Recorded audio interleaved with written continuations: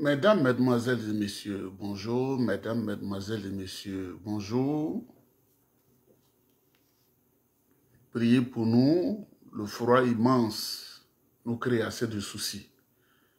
Mesdames, Mesdemoiselles et Messieurs, logiquement, je n'aurais pas dû faire cette émission ce matin, cette intervention, parce que je vais encore faire la publicité à quelqu'un, une publicité inutile. Il s'agit de Jean-Louis Billon, le traître au PDCI-RDA, l'insulteur public qui se réclame du PDCI-RDA, alors qu'au PDCI-RDA, nous sommes disciplinés, nous n'insultons pas, nous ne faisons pas des invectives. Mesdames, Mesdemoiselles et Messieurs, j'aurais dû ne même pas parler de ce type-là. La montagne a accouché d'une souris. La montagne a accouché d'une souris. Mesdames, Mesdemoiselles et Messieurs, le premier élément que vous allez remarquer, Jean-Louis Billon décide de s'attaquer au PDCI-RDA. Jean-Louis Billon, qui est militant du PDCI-RDA depuis 2014, ça fait 10 ans. Il est d'ailleurs militant depuis septembre 2014. Donc ça fait bientôt, ouais, ça fait 10 ans qu'il est, 2014, 2024, ça fait 10 ans qu'il est au PDCI-RDA. Donc, mesdames, mesdemoiselles et messieurs, la montagne a accouché d'une souris. La montagne a accouché d'une souris. Donc, je ne vais pas lui faire la publicité, mais je vais parler un peu de lui, les points qu'il a mentionnés, les injures, moi, l'égocentrisme, moi. Et deuxièmement, ça c'est le premier élément. Deuxièmement, ce serait un petit speech, je vais dire, le parcours du président Laurent Gbagbo ou le mensonge incarné. C'est d'une personne qui a fait de sa vie le mensonge. Et quand je vais arriver à ce niveau, je ne vais pas parler. Mais vous allez écouter ce que le président Gbagbo lui-même dit. Je ne fais pas de commentaires. Vous allez écouter. Et ceux qui viennent de naître, ils vont attraper leur bouche. Ils vont crier toute la journée. Vous allez entendre la voix du président Laurent Gbagbo et vous allez comprendre ce qui se passe. Mesdames, Mesdemoiselles et Messieurs, vous savez, le président Houphouët-Boigny a été notre maître. Et nous n'allons jamais l'oublier. Et il a transmis l'héritage du PDCI-RDA au président Bédié qu'il a bien géré. Nous avons compris que tous ces trublions comme Guikaou et comme Billon, c'était des infiltrés au PDCI qui nous ont créé des problèmes. Nous allons nous souvenir du président Houphouët-Boigny en même temps du président Bédié. Écoutez attentivement.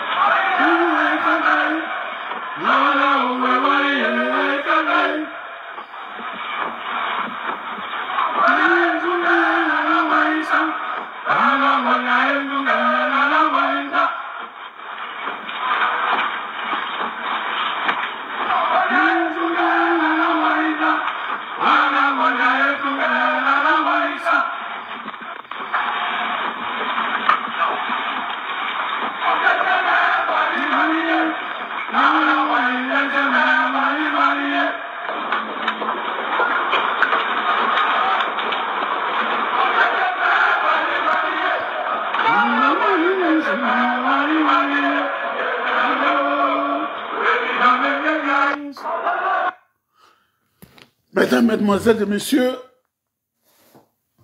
soyez forts. Mesdames, Mesdemoiselles et Messieurs, soyez forts. Avant de poursuivre mon allocution, je voudrais dire que le PDCI, c'est un parti de combat. Le président Houphouët-Boigny n'a pas eu l'indépendance facilement. Hein.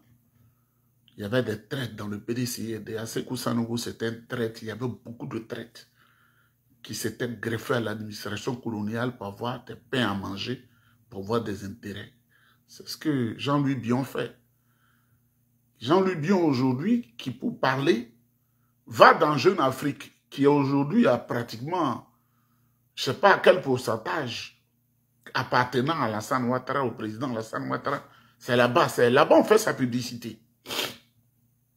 Jean-Louis Bion qui s'assoit sur NCI, qui pense que tout le monde est comme ma maman qui ne sait pas certaines choses, ceux qui ne sont pas allés bien à l'école. NCI, c'est la télévision de Dominique Ouattara. C'est là-bas on fait sa publicité. C'est à NCI, on lui dit, il faut insulter. Toi, tu dis tu es dans un parti politique au PDCI-RDA. On ne te reproche pas un fait criminel. On ne te reproche pas un fait civil. Le PDCI-RDA, c'est une organisation privée. C'est pas une organisation publique. C'est une organisation privée. Tu dis tu es dedans. On te dit, viens, tu vas répondre de tes actes parce que tu vas chez nos voisins et tu les utilises pour nous détruire. Viens, tu vas répondre, si tu te reconnais de cette famille, est-ce que tu dois aller chercher des avocats? Moi, je suis de la famille. Mes aînés m'appellent et disent, viens, on va régler un problème dans la maison et je les surprends avec des avocats. Ça veut dire que tu as un plan sordide dans la tête. Et au moment où on t'appelle, tu dis non, je viens lundi, non, je viens mardi, non, je viens mercredi, non, je viens lundi, jeudi. Et après, tu insultes tous les collaborateurs du président, tu dis Antiam et tu l'insultes, tu dis c'est un incompétent. Écoutez très bien, tu dis Antiam, il veut déstabiliser le PDCI-RDA parce que le mot qu'il a employé là, vous savez, fils à papa qui n'est pas allé, qui allait tourner, ne peut même pas montrer un diplôme comme ça devant tout le monde. C'est lui qui appelle les collaborateurs du président des ropéros. Vous savez ce qu'on appelle ropéro, mesdames, mesdemoiselles et messieurs? Quand on dit tu es un ropéro, tu es un porteur de valise. Tu es un boy, comme on le dit chez nous à la maison. Celui qui n'a rien à dire, c'est un suiveur moutonnier. C'est un homme qui ne fait pas usage de son cerveau, qui est commandité par un patron, qu'il suit comme le chien suit son patron. C'est ce que Jean-Louis Bion a dit des collaborateurs du président. Tidiane, on peut avoir l'argent puis être idiot. Hein? Moi, j'ai connu des gens en Côte d'Ivoire qui étaient plus riches que lui, qui étaient dans le transport, qui m'ont fait du bien, mais qui ne sont même pas allés au CP1. Le vieux Kassoum Koulibaly était plus riche que Jean-Louis Bion, mais il n'est pas allé à l'école. Donc, le vieux Kassoum Koulibaly ne pourrait pas savoir ce qu'on appelle ropéro.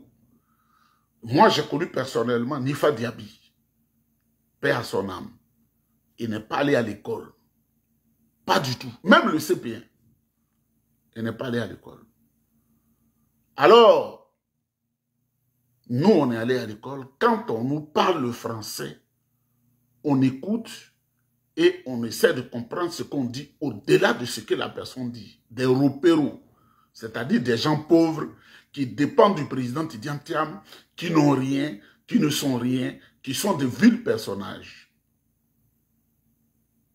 Jean-Louis Bion, merci pour les injures que tu as dit, mais nous, on ne va pas t'insulter. Parce qu'aux injures, on peut déceler la personnalité d'un individu. Mais mesdames, mesdemoiselles ou messieurs, la nouvelle qui vient d'Abidjan, on dit quand tu es un faux type, un roublard, un faussaire, on dit tu es billonné. Désormais, on dit tu es billonné. Parce que je vais vous dire le mot marmaille, c'est moi qui ai inventé ça. Le jour, j'ai envoyé dans une affaire difficile mon ami Amadou Touré, qui est actuellement à Bobo, un homme d'affaires, qui devait décanter une situation pour moi aux impôts. C'était tellement difficile parce que le DG d'alors m'avait dit, tout ce qu'on va me dire de Niéba, je ne veux plus écouter parce que j'avais dit aux commerçants de Côte d'Ivoire, à CCIA, Centre international de commerce d'Abidjan, qu'il ne faut pas payer la facture normalisée. Et pourtant, le DG était celui qui me faisait du bien. Il était tellement étonné que devant la presse, devant les commerçants, j'ai dit de ne pas payer la facture normalisée. Il a dit, entre moi et Niéba, c'est fini parce que Niéba est contre l'État. C'est ce qu'il a dit. Hein. Et il a dit, je ne le recevrai plus. Et pourtant, j'avais une affaire là-bas. J'avais une affaire là-bas. Il fallait que cette affaire soit décantée. Et c'est mon ami Amadou Touré qui est parti. Quand il est parti, il est venu, il m'a donné le registre. Il dit, tu es un Mamadoué. Tu es un Mamadoué. Et ensuite, je dis, tu es un Mamaye. Parce que le mot était trop lourd. Et Gédéon de la Tchenchouva, qui était au jardin du plateau, parce que c'est là que j'attendais mon ami. Petit à petit, eux, ils ont pris, et l'enveloppe qu'on a envoyée, j'ai donné à tous ceux qui parlaient de Dieu, je leur ai partagé, voilà comment on a créé le mot. J'ai dit Marmaille, tu es Mamadou Ede. Ça veut dire tu es fort. C'était une affaire de 4 millions de francs CFA que je devais recevoir brut. Mesdames, mesdemoiselles et messieurs, revenons à nos moutons. L'article 3 des statuts et règlements intérieurs du PDCI-RDA dit clairement, le président du parti est le candidat du PDCI-RDA aux élections présidentielles qu'on fait 23 décembre 2023. Nous avons organisé un congrès. Bion ne veut pas ça, mais c'est un enfant gâté. C'est un petit bébé qui autrefois avec le président était avec le président Laurent Gbagbo, et il a dénigré le président Gbagbo, il est parti, et il est allé jeter dans les bras de Soro Guillaume, ensuite il s'est jeté dans les bras d'Ali Koulibaly, et il est allé se jeter dans les bras du RDR, et il a été chose. Il y a un de ces hommes qui me disait, il faut donner la carte, le numéro de la carte de quoi là, de militant RDR de Jean-Louis Bion. Mais je vais la voir, et puis je vais présenter la carte, et je vais présenter le numéro de la carte. Parce que je suis fort, je suis en train de mobiliser 150 000 francs au moins, parce que les gens sont beaucoup de personnes sont affamées au pays et vont aller dans les archives, vont m'envoyer la carte. Parce que la carte est personnelle. Quand on a la carte, on ne la brandit pas partout. Si tu vas dans un parti politique, si tu prends ta carte pour la brandir, mesdames, mesdemoiselles et messieurs, Bion, c'est un troubleur, il est en mission, c'est un homme perdu. Mais plus grave, comme il n'est pas sage, il dit qu'il est en campagne électorale. Mais ceux qui l'envoient, il faut qu'ils lui disent, une campagne électorale, il y a une période d'ouverture et une période de fermeture. La campagne électorale, ce n'est pas tout le temps. Lui, il dit qu'il est en campagne électorale, une campagne pour la présidentielle. Mais dis-lui que le président Tidjane Thiam est tellement futé, intelligent et sage. Le président Tidjane Thiam n'est pas en campagne.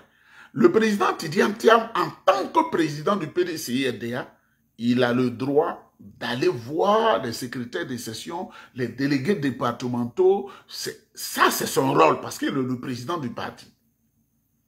Il dit une autre chose, il dit qu'on a été ingrat envers Guy Kaoué. Mais comme il n'est pas intelligent, il est à la même dimension que Sanogo Lassina qu'ils envoient pour perturber un chauffeur qui dit lui-même, je ne suis pas allé à l'école. Mais tu étais où? Les écoles, les classes d'école étaient fermées ou bien quoi? La vie où on est là, c'est l'école qui est la référence pour parler avec quelqu'un. Quand tu n'es pas allé à l'école, on ne parle pas avec toi. On n'a pas besoin de toi. Après, tu ne peux rien apporter. Il dit, Jean-Louis Bion dit, on a été pas reconnaissant avec Guy Kaoué. Non, Guy Kaoué, c'est un aîné. Et je voudrais lui donner du respect, parce que c'est un aîné, c'est un papa. Vous voyez, dans la marche du PDCI-RDA, là, on a changé des gens, on a changé des gens, on a changé des gens. On n'a pas dit qu'ils ont mal travaillé pour atteindre des objectifs. Je vais pas aller beaucoup plus loin dans l'histoire. Le président Philippe Yassé a fait 20 ans à la tête du PDCI-RDA en tant que secrétaire général. C'était l'ami du président Fouboigny, son ami sûr. Et ensuite, le président Oufoué l'a remercié. Il a mis un comité exécutif de 8 membres. Oufoué n'a pas dit Yassé est diable, hein, mais il lui a dit, on va essayer avec les jeunes. Pour ceux qui sont à Abidjan, vous pouvez aller chez Louis Bernard, il était dans le comité exécutif. Bala Keïta, père son âme, était dans le comité exécutif. Jean-Jacques Béchiou était dans le comité exécutif. Mon oncle Gilles Loboué Vali était dans le comité exécutif. Laurent Donan Fologo était dans le comité exécutif. Je vais citer, on ne va pas quitter ici. Le même Oufo Boigny, selon ce qu'il voit, sa vision, un jour il a dit de revenir encore au secrétariat général. Là, maintenant, cette génération, nous-mêmes, on était acteurs. On était là, on était au pied de nos aînés. C'est la vérité. Et il a dit, c'est Fologo, on allait soutenir Fologo. Doumbia Temoko nous a mobilisés, demandé à Dagaré, Dasso, Dagaré Ange. Ce sont eux qui se sont mobilisés, notre petit groupe, on avait 20 ans, 21 ans. Et puis on a mis Fologo là, on était avec Fologo, Fologo a géré. Et à un moment donné, Fologo même cumulait les fonctions de secrétaire général et président. La période de Fologo est passée. Djedje Madi Alphonse est venu. Djedje Madi était secrétaire général. Il a fini sa mission. Mais l'erreur qu'on a faite le jour où on a mis Gikawe doit mourir au secrétariat exécutif. Alors, Bion vient de citer le grand frère Gikawe. C'est ça là que je n'aime pas chez Gikawe. Je lui dis de ne pas se honir, de ne pas s'humilier. Son nom sort trop. Et tout le monde pense aujourd'hui qu'il est le détracteur premier du PDCI-RDA. Au moment où on doit resserrer les rangs pour aller avec le président Tidiane Thiam, pour que le président Thiam apporte son expérience nationale et internationale, Gikawe et avec Bion, avec certaines personnes, sont en train de faire le jeu. Ça nous étouffe. Ça nous fatigue.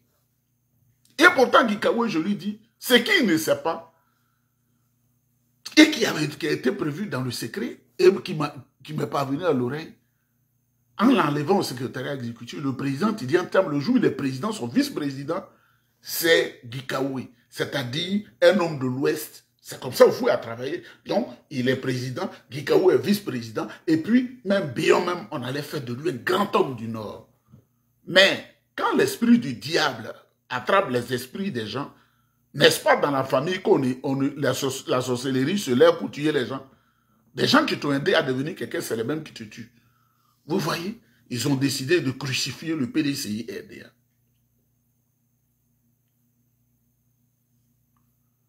Monsieur Bion dit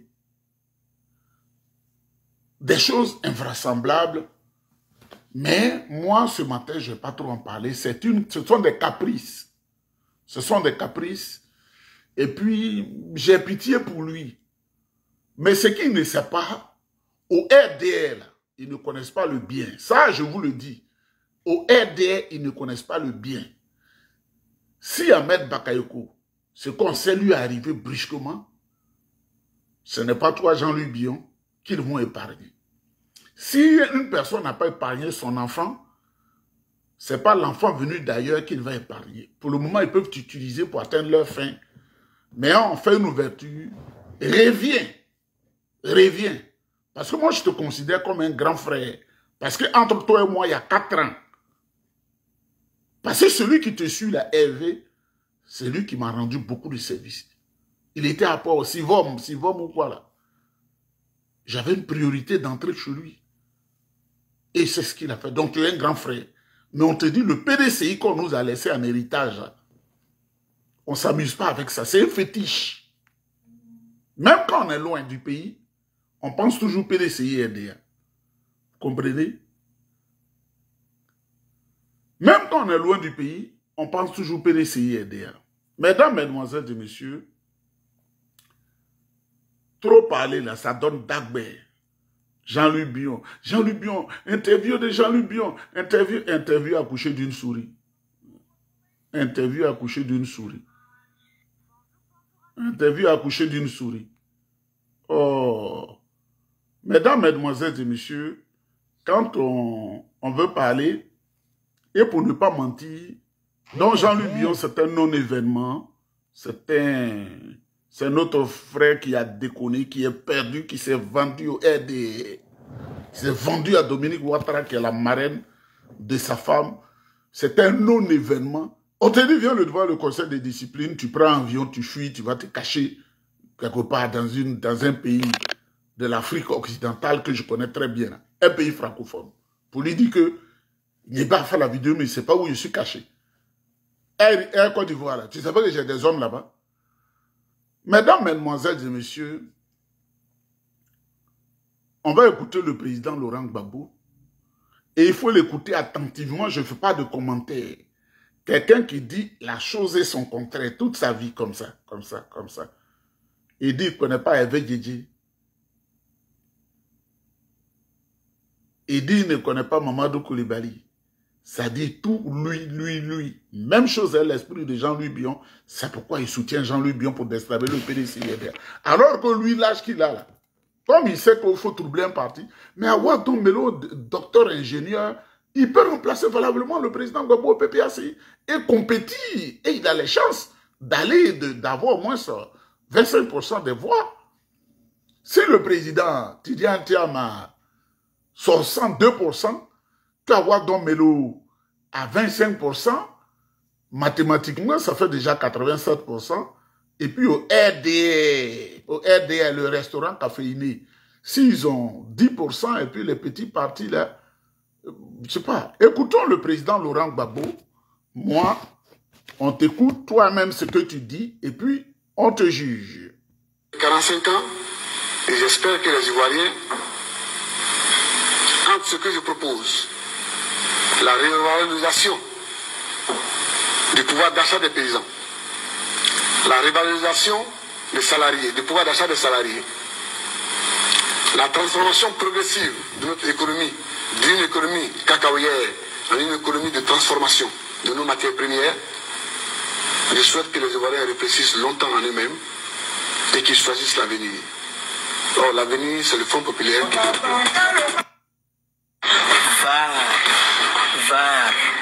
Je n'augmenterai pas un sou sur le salaire de quiconque. Donc les gens peuvent se mettre en grève. S'ils se mettent en grève, le résultat qu'ils vont récolter, c'est seulement qu'ils n'auront pas leur salaire. S'il y en a qui viennent, il faut qu'on augmente les salaires, il faut qu'on augmente. Je n'augmenterai rien.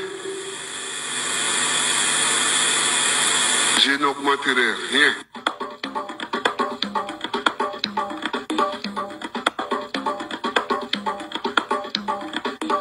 Le SMIC a pratiquement doublé, passant de 36 000 francs CFA à 60 000 francs CFA par mois.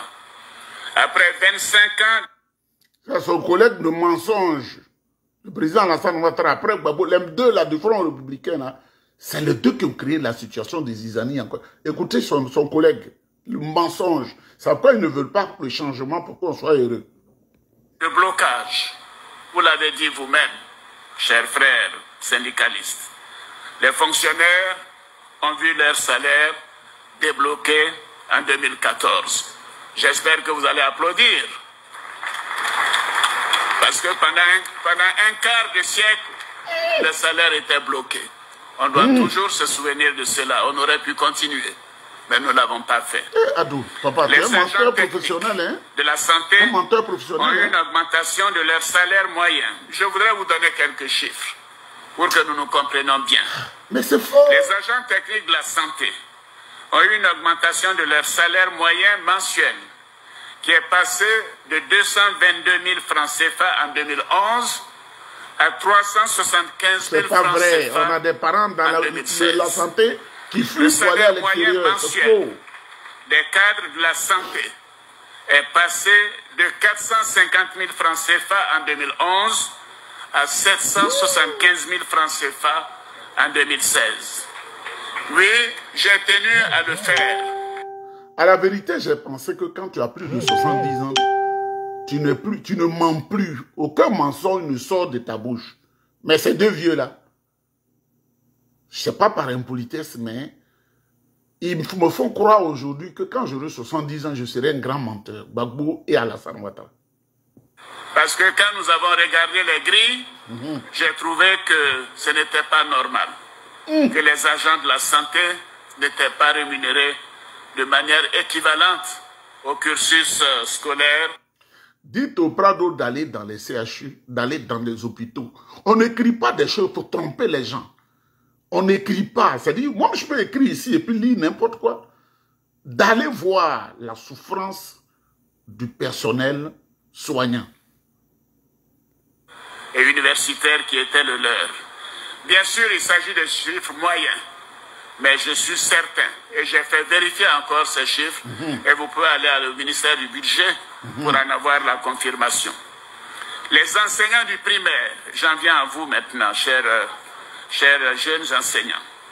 Les enseignants du primaire ont vu leur salaire moyen mensuel augmenter de 264 000 francs CFA en 2011 à 390 000 francs CFA par mois. Menteur, vieux menteur. Ceux du secondaire, de 419 000 francs CFA à 511 000 francs CFA en 2016. Ce sont les salaires les plus élevés de la sous-région. Oui, ce sont les salaires les plus élevés de la sous-région. Et comme vous le savez, je vérifie les chiffres avant de les rendre publics. Au niveau des enseignants du supérieur, le salaire moyen mensuel est passé de 798 000 francs CFA en 2011 à 1 100 000 francs CFA en 2016. Oui, à ce jour, plus de 8,5 milliards de francs CFA ont été consacrés à nos dynamiques femmes pour la création d'activités génératrices de revenus à travers le Fonds d'appui aux femmes de Côte d'Ivoire, le FAFSI, initié par la Première Dame. Et ce sont au total, tenez-vous bien, plus de 115 000 femmes qui ont pu bénéficier de ce financement à travers tout le pays. Voyez-vous, si j'ai tenu à donner ces chiffres, c'est pour vous rassurer. Mesdames, Mesdemoiselles et Messieurs, c'est un concours entre M. Gbagbo Laurent, le président Laurent Gbagbo, et M. Alassane Ouattara, le président Alassane Ouattara, qui est le plus grand menteur de l'histoire de la Côte d'Ivoire. Vous savez, on a l'habitude de dire qui s'assemble se ressemble, qui se ressemble s'assemble. Ces deux-là, ce sont eux qui se sont mis ensemble dans le Front républicain pour faire le coup d'État au PDCI-RDA. Et ils n'ont rien apporté à la Côte d'Ivoire. Ils n'ont rien apporté. Le président Laurent Gbagbo, avec ses suiveurs moutonniers ethniques,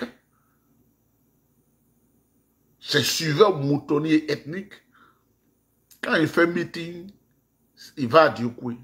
Quand il fait meeting, c'est les ouais. Quand il fait meeting, il va à Gagnoa. C'est chez lui. Quand il fait meeting, il va quelque part à Grand Bérébi. Mais ce qu'on lui demande, la Côte d'Ivoire, là, elle est plurielle. Donc je demande au président Laurent Gbagbo d'aller faire meeting à Bouna. Je demande au président Laurent Gbagbo d'aller faire meeting à faire que c'est la Côte d'Ivoire. Parce qu'il comprend que les fois clos, c'est fini. Et son ami Alassane Ouattara, menteur professionnel, lui aussi, il dit des contre-vérités, des vieillards menteurs. Des vieillards menteurs. Comme ils s'entendent bien, le président Gbagbo a pris un décret pour faire de M. Alassane Ouattara candidat. Quand vous parlez à leurs partisans, ils disent qu'il n'a jamais fait ça parce qu'ils sont comme, il y a de l'eau de coco dans leur vilaine tête là. Mesdames, Mesdemoiselles et Messieurs,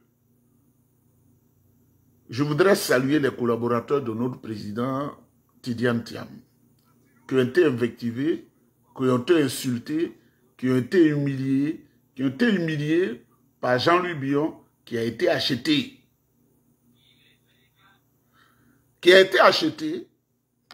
Et qui se pavane devant les télévisions de Dominique Ouattara pour insulter des gens du PDCI-RDA. C'est un égaré, c'est un capricieux. Il dit, Jean-Louis Billon dit, si on me choisit comme candidat du PDCI-RDA et que Tidiane Thiam me suit, nous allons gagner les élections. Mais si c'est Tidiane Thiam, il va perdre. Mais il est culotté, hein. Mais il y a des choses que je ne veux pas dire. Parce que je suis un homme sage. Je suis un homme sage. Je suis un homme sage. Je suis un homme sage. Et c'est pourquoi cette chanson que vous allez écouter, chantée par Denis Pépin, Le Mauvais Soldat, une chanson de 1974, c'est pour encourager les collaborateurs, le président dit en termes de ses collaborateurs, la lutte politique n'est pas facile. Et moi, là, quand quelque chose est facile, je n'aime pas. Il faut que ce soit dur. Quand c'est dur, dans la paix, selon la vision du président Houphouët-Boigny, l'héritage que nous a laissé là, le canari là doit être protégé. Le canari que le président Bédié nous a laissé doit être protégé. On ne dit pas, Bion nous a traités de roupéro. Bion nous a insultés. Après le passage de Jean-Luc Bion sur la NCI, aujourd'hui, Isaac Nieba nous a parlé d'un fiasco. Le fiasco de Jean-Luc Bion sur le passage de la télévision NCI, la télévision de Dominique Ouattara. C'est vrai que sur ce point, on est d'accord. Moi aussi, je me pose souvent la question, pourquoi ces opposants passent sur la télévision de Dominique Ouattara? Mais après, j'ai aussi envie de me dire, bah, s'ils ne passent plus, ils vont passer où? Toutes les télés appartiennent aujourd'hui à la famille Ouattara. Donc, vous avez quand même besoin de vous informer, de vous faire connaître, de parler, de faire comprendre votre opinion. Donc, vous êtes obligé de passer là-bas pour qu'on vous tende le micro, pour que vous parlez, pour que tout le pays puisse vous voir, puisse vous connaître. Et donc, on ne peut plus utiliser cela pour dire quoi que ce soit. D'ailleurs que, quand ce sont nos leaders, on est bien content de les voir là-bas. Et du coup, quand ce sont les autres, on a beaucoup plus de critiques à faire. Et à côté de ça, nous avons écouté Isaac Nieba qui traite le président Laurent Gbagbo de menteur, de manipulateur, de tous les noms. Parce qu'aujourd'hui, il n'est pas d'accord avec lui, voyez-vous. Ce sont des personnes versatiles. Moi, vous savez, depuis que Tidjane Tcham est arrivé à la tête du PDCRDA, je ne l'ai pas aimé. Donc, ça veut dire que ma position ne changera pas. C'est comme quand Blé Goudé est revenu. Avec sa position, je n'ai pas apprécié. C'est pareil pour Tidjane Tcham. Dès l'instant il est revenu, tout le monde a crié. Il y avait trop de l'euphorie. On dit qu'il est intelligent, qu'il a des contacts. Et moi, j'ai vu comment on a humilié Maurice Kakou-Gikawe. Et là, j'ai dit vraiment ce qui se passe là, j'aime pas. J'aime pas ce qui se passe dans ce parti politique après la mort du président Bédié. Quand nous savons que son homme de main était Maurice Kakou-Gikawe et que c'est lui qui prenait tous les coups au point de partir en prison. Et qu'il est traité comme ça, dans son propre parti, avec les propres cadres, juste parce qu'il n'est pas baoulé. Ça m'a fait de la peine au cœur. Et j'ai dit que je ne pouvais pas soutenir ce monsieur-là. Et donc pour moi aujourd'hui, on ne peut ni accuser Jean-Luc Bion, ni le président Gbagbo d'être responsable de ce qui se passe au PDCRDA. Car s'il y a des responsables là-bas, bah, c'est ceux qui étaient censés de faire régner la paix. Ils n'ont pas réussi. Ceux qui étaient censés de faire régner la paix, c'est ceux qui étaient censés d'organiser les élections pour avoir un successeur du président Bédié. Ils devaient donc organiser des élections transparentes, permettant à tous les leaders qui veulent se présenter de se présenter et en disant que le meilleur gagne. Qu'est-ce qu'ils ont fait? Ils ont exclu les candidats. Ils ont imposé Tidjane Tcham à tout le monde. Et pourtant, ils ne se sont pas rassurés que la majorité est bien d'accord. C'est pas parce que votre salle comble dit oui, on est d'accord, que c'est la majorité qui est d'accord. Parce que les Jean Kakou-Gikawe, ils ont de la foule derrière eux. Ils ont du monde derrière eux. Les Maurice Kakou-Gikawe, je vais dire, et les Jean-Luc Bion, ils ont aussi de la foule et du monde derrière eux.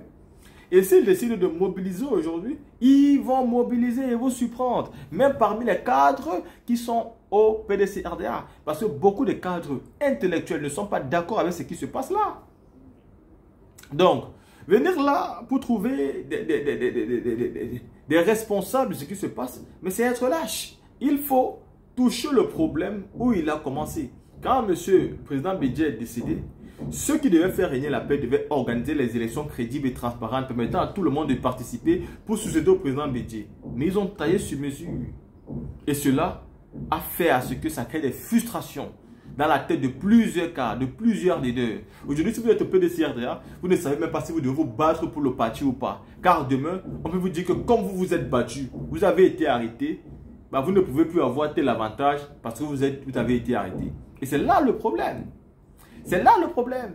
Et à ce problème, il faut avoir des réponses claires, précises. Et pourtant, celui qui pouvait faire perdurer le combat du président Ikonan Bédié est celui qui était dans le secret avec lui. Et celui-là, c'est bien Maurice Kakou-Gikawe. Il n'y avait pas quelqu'un qui était mieux que lui d'occuper ce poste-là et cette fonction-là. Ils ont pris quelqu'un ailleurs. Et aujourd'hui, au lieu d'assumer leurs responsabilités, de reculer pour mieux sauter, de se poser de vraies questions, ils ont vite fait de trouver que le responsable c'est le président Gbagbo ou alors Jean-Luc Billon. Mais surtout pas Tidjane Tchap et encore moins les cadres qui étaient censés faire régner la paix.